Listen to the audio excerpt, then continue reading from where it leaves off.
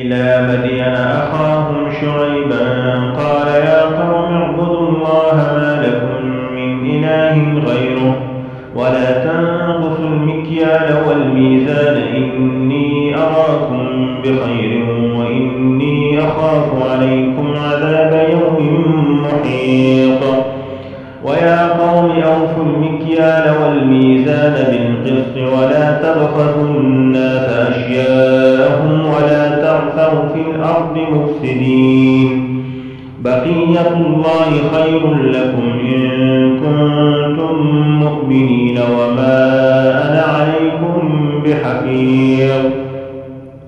قالوا يا شعيب وصلاتك تأمرك أن نترك ما يعبد آباؤنا أو أن نفعل في أموالنا ما نشاء إنك لأنت الحليم الرشيد. قال يا قوم أرأيتم إن كنت على بينة من ربي ورزقني منه رزقا حسنا وما أريد أن أخالفكم إلى ما أنهاكم عنه إن أريد إلا الإصلاح ما استطعت وما توفيقي إلا بالله عليه توكلت وإليه أنيب. ويا قوم لا يجرمنكم شقاقي أن يصيبكم مثل ما أصاب قوم نوح أو قوم هود أو قوم صالح وما قوم لوط منكم ببعيد. واستغفروا ربكم ثم توبوا إليه إن ربي رحيم ودود. قالوا يا شعيب ما نفقه كثيرا مما تقول وإنا لنراك فينا ضعيفا ولولا رهتك لرجمناك وما أنت علينا بعزيز. قال يا قوم أرهطي أعز عليكم من الله واتخذتموه وراءكم ظهريا إن ربي بما تعملون محيط. ويا قوم اعملوا على مكانتكم إني عامل سوف تعلمون من يأتيه عذاب يخزيه ومن هو كاذب وارتقبوا إني معكم رقيب. ولما جاء أمرنا نجينا شعيبا والذين آمنوا معه برحمة منا وأخذت الذين ظلموا الصيحة فأصبحوا في ديارهم جاثمين كأن لم يغنوا فيها ألا بعدا لمدين كما بعدت ثمود. ولقد أرسلنا موسى بآياتنا وسلطان مبين إلى فرعون وملئه فاتبعوا أمر فرعون وما أمر فرعون برشيد. يقدم قومه يوم القيامة فأوردهم النار وبئس الورد المورود. وأتبعوا في هذه لعنة ويوم القيامة بئس الرفد المرفود. ذلك من أنباء القرى نقصه عليك منها قائم وحصيد. وما ظلمناهم ولكن ظلموا أنفسهم فما أغنت عنهم آلهتهم التي يدعون من دون الله من شيء لما جاء أمر ربك وما زادوهم غير تتبيب. وكذلك أخذ ربك إذا أخذ القرى وهي ظالمة إن أخذه أليم شديد. إن في ذلك لآية لمن خاف عذاب الآخرة ذلك يوم مجموع له الناس وذلك يوم مشهود. وما نؤخره إلا لأجل معدود. يوم يأتي لا تكلم نفس إلا بإذنه فمنهم شقي وسعيد.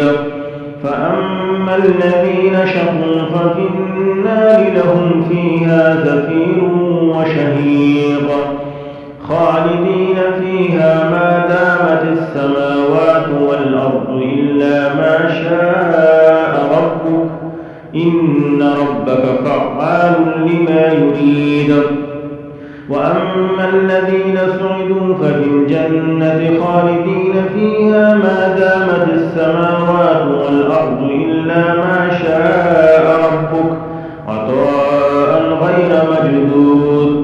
فلا تك في مرية مما يعبد هؤلاء ما يعبدون إلا كما يعبد آباؤهم من قبل وإنا لموفوهم نصيبهم غير منقوص.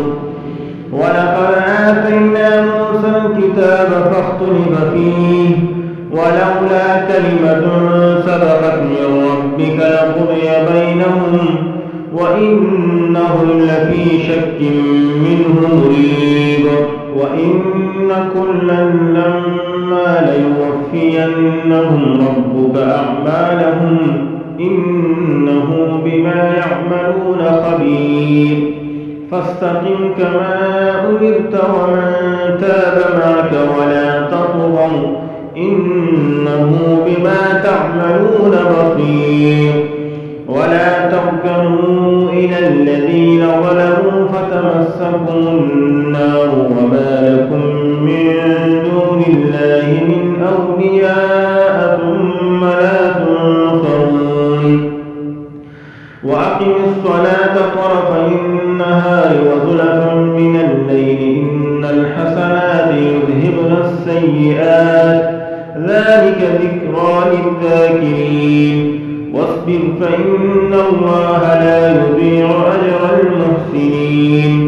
فلولا كان من القرون من قبلكم أولو بقية ينهون عن الفساد في الأرض إلا قليلا ممن أنجينا منهم واتبع الذين ظلموا ما أترفوا فيه وكانوا مجرمين.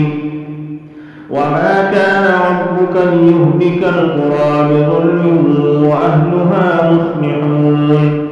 ولو شاء ربك لجعل الناس أمة واحدة ولا يزالون مختلفين إلا من رحم ربك ولذلك خلقهم وتمت كلمة ربك لأملأن جهنم من الجنة والناس أجمعين. وكلا نقص عليك من أنباء الرسل ما نثبت به فؤادك وجاءك في هذه الحق وموعظة وذكرى للمؤمنين. وقل للذين لا يؤمنون اعملوا على مكانتكم إنا عاملون وانتظروا إنا منتظرون. ولله غيب السماوات والأرض وإليه يرجع الأمر كله فاعبده وتوكل عليه وما ربك بغافل عما تعملون. بسم الله الرحمن الرحيم. ألف لام را تلك آيات الكتاب المبين. إنا أنزلناه قرآنا عربيا لعلكم تعقلون. نحن نقص عليك أحسن القصص بما أوحينا إليك هذا القرآن وإن كنت من قبله لمن الغافلين. إذ قال يوسف لأبيه يا أبت إني رأيت 11 كوكبا والشمس والقمر رأيتهم لي ساجدين. قال يا بني لا تقصص تقصص رؤياك على إخوتك فيكيدوا لك كيدا إن الشيطان للإنسان عدو مبين وكذلك يجتبيك ربك ويعلمك من تأويل الأحاديث ويتم نعمته عليك وعلى آل يعقوب كما أتمها على أبويك من قبل إبراهيم وإسحاق إن ربك عليم حكيم لقد كان في يوسف وإخوته آيات للسائلين إذ قالوا ليوسف وأخوه أحب إلى أبينا منا ونحن عصبة إن أبانا لفي ضلال مبين اقتلوا يوسف أو اطرحوه أرضا يخل لكم وجه أبيكم وتكونوا من بعده قوما صالحين قال قائل منهم لا تقتلوا يوسف وألقوه في غيابة الجب يلتقطه بعض السيارة إن كنتم فاعلين قالوا يا أبانا ما لك لا تأمنا على يوسف وإنا له لناصحون أرسله معنا غدا يرتع ويلعب وإنا له لحافظون قال إني ليحزنني أن تذهبوا به وأخاف أن يأكله الذئب وأنتم عنه غافلون قالوا لئن أكله الذئب ونحن عصبة إنا إذا لخاسرون فلما ذهبوا به وأجمعوا أن يجعلوه في غيابة الجب وأوحينا إليه لتنبئنهم بأمرهم هذا وهم لا يشعرون وجاءوا أباهم عشاء يبكون قالوا يا أبانا إنا ذهبنا نستبق وتركنا يوسف عند متاعنا فأكله الذئب وما أنت بمؤمن لنا ولو كنا صادقين وجاءوا على قميصه بدم كذب قال بل سولت لكم أنفسكم أمرا فصبر جميل والله المستعان على ما تصفون وجاءت سيارة فأرسلوا واردهم فأدلى دلوه قال يا بشرى هذا غلام وأسروه بضاعة والله عليم بما يعملون وشروه بثمن بخس دراهم معدودة وكانوا فيه من الزاهدين صدق الله العظيم